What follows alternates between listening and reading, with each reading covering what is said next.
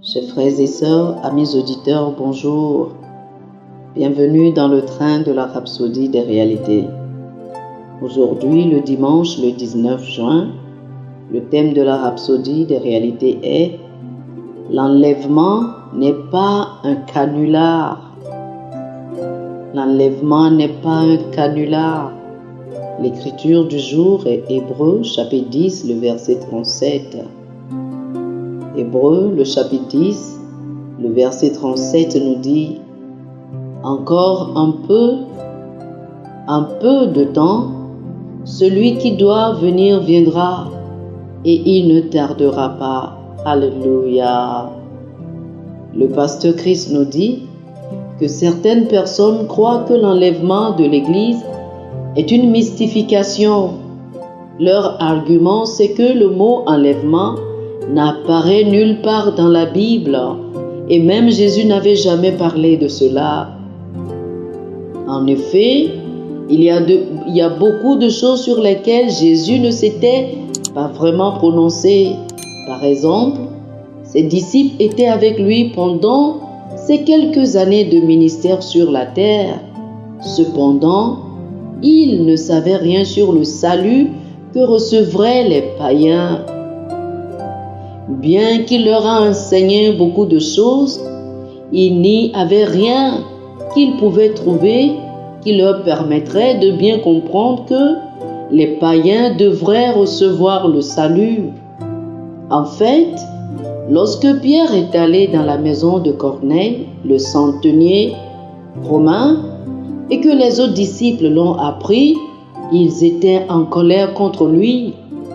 Il a fallu qu'il leur explique son expérience avec l'Esprit de Dieu et comment, sans sa permission, le Saint-Esprit descendit sur les païens pendant qu'il leur parlait encore.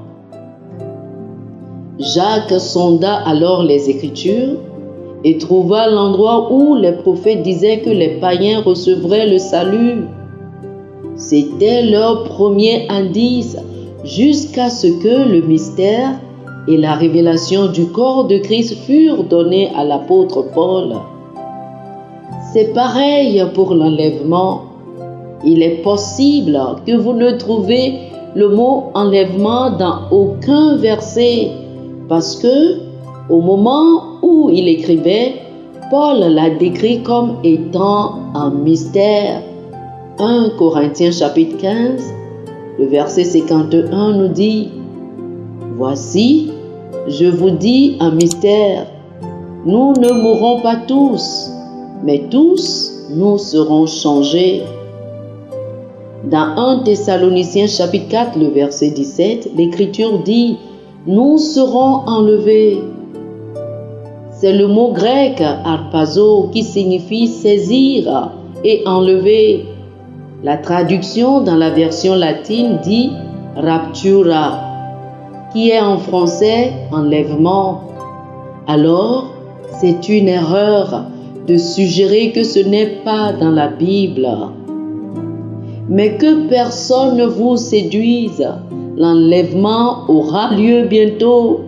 C'est plus proche que cela n'a jamais été. Cela arrivera si vite que ceux qui n'étaient pas prêts et qui ne s'attendaient pas à cela n'auront pas le temps de se préparer et seront laissés derrière. Que cela ne soit pas pour vous. Que cela ne soit pas vous. Hébreux le chapitre 9, le verset 28 dit « Christ, qui s'est offert une seule fois pour porter les péchés de plusieurs, apparaîtra sans péché une seconde fois à ceux qui l'attendent pour leur salut. » Alléluia. Oh, alléluia. Chers amis, faites cette prière avec moi, s'il vous plaît. Cher Père, je te remercie pour l'honneur de me révéler des connaissances profondes dans ta parole. Merci de me faire connaître par ton esprit la réalité de l'enlèvement et à quel point c'est proche. Je m'engage à préparer les autres pour cela, alors que j'attends patiemment le retour imminent du Maître. Amen. Alléluia. Oh, alléluia. Pour une étude approfondie, je vous invite à lire 2 Pierre chapitre 3, les versets 3 et 4, 1 Corinthiens chapitre 15, les versets 51 et 52, et 1 Thessaloniciens chapitre 4 du verset 15 au verset 18. 2 Pierre chapitre 3, les versets 3 et 4, 1 Corinthiens chapitre 15, les versets 51 et 52, et 1 Thessaloniciens chapitre 4 du verset 15 au verset 18.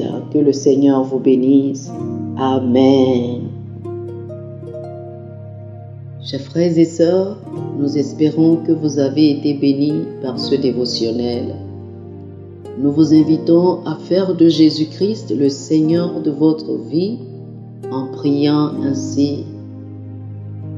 Ô Seigneur Dieu, je crois de tout mon cœur en Jésus-Christ, Fils du Dieu vivant.